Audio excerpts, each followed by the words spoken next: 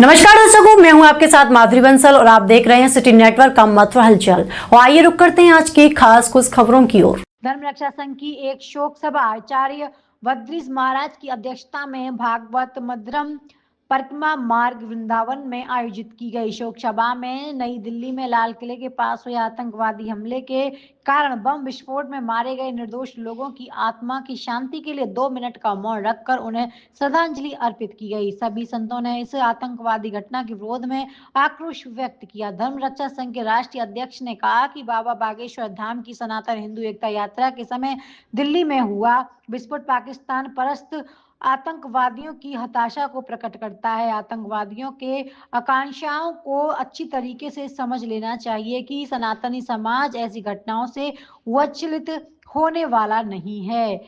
धर्म रक्षा संघ के कार्यकारी अध्यक्ष ने कहा कि नई दिल्ली में हुआ बमफोट आतंकवादियों द्वारा की गई कायराना पूर्ण कार्रवाई है, जिसकी जितनी निंदा की जाए कम है। वहीं राष्ट्रीय संयोजक ने कहा कि प्रदेश एवं केंद्र सरकारों को सनातन हिंदू एकता पद यात्रा की सुरक्षा पर विशेष ध्यान देकर सुरक्षा व्यवस्था को चाक चौबंद करना चाहिए।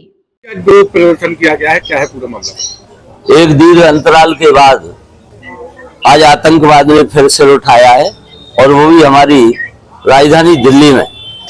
आज जिस प्रकार से षड्यंत्र रचे जा रहे हैं, जिसमें बड़े पढ़े लिखे डॉक्टर तक कहा जाए कि मुसलमान पढ़ता नहीं है इसलिए वो आतंकवाद में आता है, लेकिन हम मुस्लिम धर्म को सीधे नहीं टारगेट कर रहे हैं, लेकिन अपने आप जो उन्हीं के नाम आ रहे हैं तो फिर क्या कहा जा सकता है। ये हमारे भारतवर्ष के लिए चुनौती है, हमारे सनातन के लिए चुनौती है। सनातन जाग चुका है।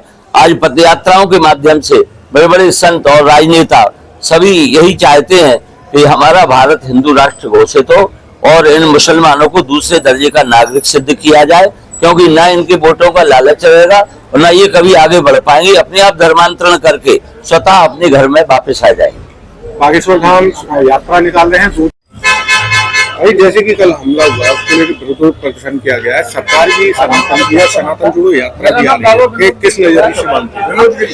देखिए, ये पूर्ण तरह हमें पूर्ण विश्वास है। ये जिस तरह से हमारी सनातन जोड़ो यात्रा निकली है, अखंड भारत की यात्रा निकली है, इसी को मद्देनजर करके फरीदाबाद में इतना बड़ा RDX इकट्ठा किया गया। ये सोची समझी राजनीति है और साजिश है। मैं तो कहूंगा केंद्र सरकार से और राज्य सरकार से इस यात्रा में आप सुरक्षा बढ़ाएं और इस यात्रा को पूरी तरह से कवर करें, क्योंकि आगे कुछ ऐसी अनहोनी ना हो।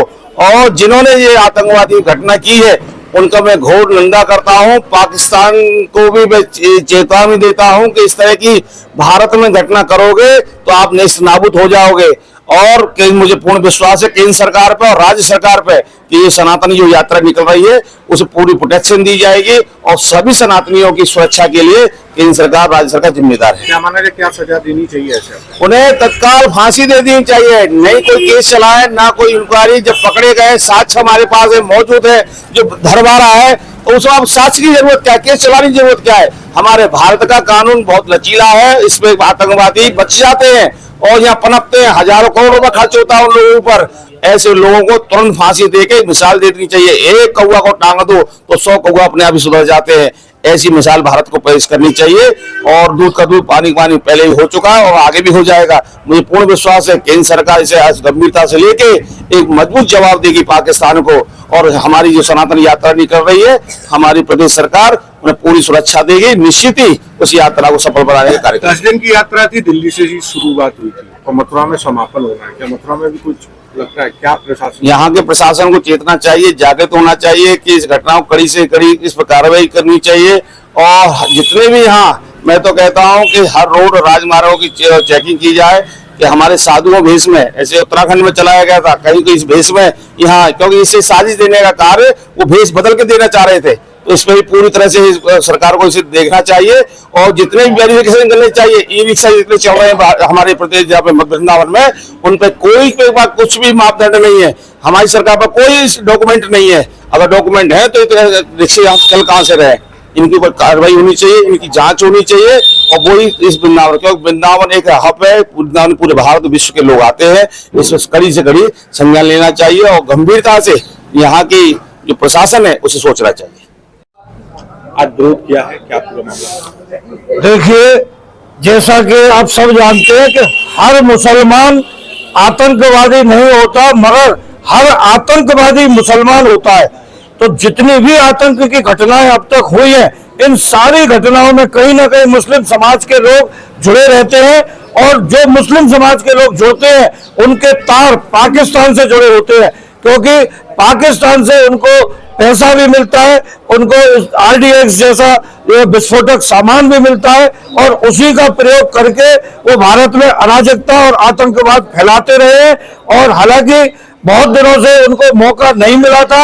योगी जी और मोदी जी ने जिस प्रकार से उन पर शिकंजा कसा था, मगर कल मौका पाते ही उन्होंने जिस प्रकार का विस्फोट दिल्ली में किया है, यह बहुत ही शर्मनाक और कायराना हरकत है।